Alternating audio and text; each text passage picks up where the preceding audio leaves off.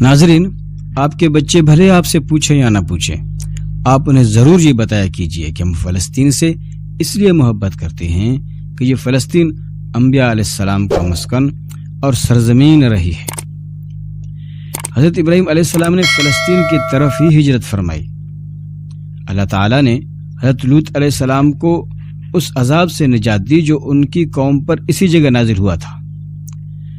حضرت داؤد علیہ السلام نے اسی سرزمین پر سکونت رکھی اور یہیں اپنا ایک محراب بھی تعمیر فرمایا۔ حضرت سلیمان علیہ السلام اسی ملک میں بیٹھ کر ساری دنیا پر حکومت فرمایا کرتے تھے۔ چیونٹی کا وہ مشہور قصہ جس میں ایک چیونٹی نے اپنے باقی ساتھیوں سے کہا تھا، اے چیونٹیوں، اپنے بلوں میں گھس جاؤ، یہیں اس ملک میں واقع اسکلان شہر کے ایک وادی میں پیش آیا تھا، جس کا نام بعد میں وادی النمل یعنی چیونٹیوں کی وادی رکھ دیا گیا تھا۔ حضرت زکریا علیہ السلام کا محراب بھی اسی شہر میں ہے۔ حضرت موسیٰ علیہ السلام نے اسی ملک کے بارے میں اپنے ساتھیوں سے کہا تھا کہ اس مقدس شہر میں داخل ہو جاؤ۔ انہوں نے اس شہر کو مقدس اس شہر کے شرک سے پاک ہونے اور انبیاء علیہ السلام کا مسکن ہونے کی وجہ سے کہا۔ اس شہر میں کئی معجزات وقوع پذیر ہوئے، جن میں ایک کنواری بی بی حضرت مریم علیہ السلام کے بطن مبارک سے حضرت عیسیٰ علیہ السلام کی ولادت مبارکہ بھی ہے۔ حضرت عیسیٰ علیہ السلام کو جب ان کی قوم نے قتل کرنا چاہا تو اللہ تبارک و تعالی نے انہیں اسی شہر سے آسمان پر اٹھا لیا تھا۔ ولادت کے بعد جب عورت اپنی جسمانی کمزوری کی انتہا پر ہوتی ہے، ایسی حالت میں بی بی مریم کا کھجور کے تنے کو ہلا دینا بھی ایک معجزہ الہی ہے۔ قیامت کی علامات میں سے ایک حضرت عیسیٰ علیہ السلام کا زمین پر واپس تشریف اسی شہر کے مقام سفید مینار کے پاس ہوگا، اور اسی شہر کے ہی مقام باب لد پر حضرت عیسیٰ علیہ السلام مسیح دجال کو قتل کریں گے۔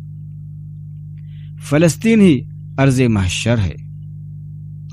اسی شہر سے ہی یاجوج و ماجوج کا زمین پر قتال اور فساد کا کام شروع ہوگا۔ اس شہر میں وقوع پذیر ہونے والے قصوں میں سے ایک قصہ طالوت اور جالوت کا بھی ہے۔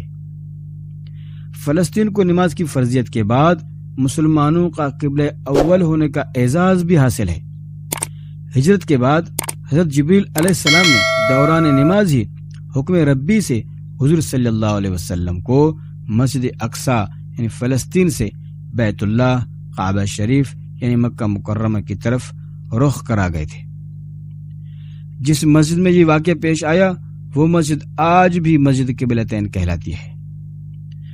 حضور اکرم صلی اللہ علیہ وسلم معراج کی رات آسمان پر لے جانے سے پہلے مکہ مکرمہ سے یہاں بیت المقدس فلسطین لائے گئے تھے۔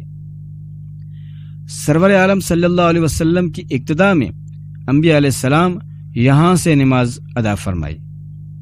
اسی طرح فلسطین ایک بار پھر سارے انبیاء علیہ السلام کا مسکن بن گیا تھا۔ حضرت ابو ذر رضی اللہ تعالیٰ عنہ کہتے ہیں کہ میں نے رسول اللہ صلی اللہ علیہ وسلم سے عرض کیا کہ زمین پر سب سے پہلے مسجد کون سی بنائی گئی تھی؟ تو آپ صلی اللہ علیہ وسلم نے فرمایا کہ مسجد الحرام یعنی خانہ کعبہ۔ میں نے عرض کیا کہ پھر کون سی مسجد بنائی گئی؟ تو آپ صلی اللہ علیہ وسلم نے فرمایا کہ مسجد الاقصی یعنی بیت المقدس۔ میں نے پھر عرض کیا کہ ان دونوں کے درمیان کتنا فاصلہ تھا؟ آپ صلی اللہ علیہ وسلم نے فرمایا کہ 40 برس کا، اور تو جہاں بھی نماز کا وقت پالے وہیں نماز ادا کر لے، بس وہ مسجد ہی ہے۔ وصال حضرت محمد صلی اللہ علیہ وسلم کے بعد حضرت ابوبکر صدیق رضی اللہ تعالی عنہ کو ارتداد کے فتنہ اور دیگر کئی مشاکل سے نمٹنے کے لیے عسکری اور افرادی قوت کی اشد ضرورت کے باوجود بھی ارض شام یعنی فلسطین کی طرف آپ صلی اللہ علیہ وسلم کا تیار کردہ لشکر بھیجنا بھی ایک ناقابل فراموش حقیقت ہے۔ اسلام کے سنہرے دور فاروقی میں دنیا بھر کے فتوحات کو چھوڑ کر محض فلسطین کی فتح کے لیے خود حضرت عمر فاروق رضی اللہ تعالی عنہ کا چل کر جانا اور یہاں پر جا کر نماز ادا کرنا اس شہر کی عظمت کو اجاگر کرتا ہے۔ دوسری بار بعین معراج کی رات کی طرح بروز جمعہ 27 رجب 583 ہجری کو صلاح الدین ایوبی رحمہ اللہ کے ہاتھوں اس شہر کا دوبارہ فتح ہونا بھی ایک نشانی ہے۔ بیت المقدس کا نام قدس قرآن سے پہلے تک ہوا کرتا تھا۔ قرآن نازل ہوا تو اس کا نام مسجد اقصی رکھ دیا گیا۔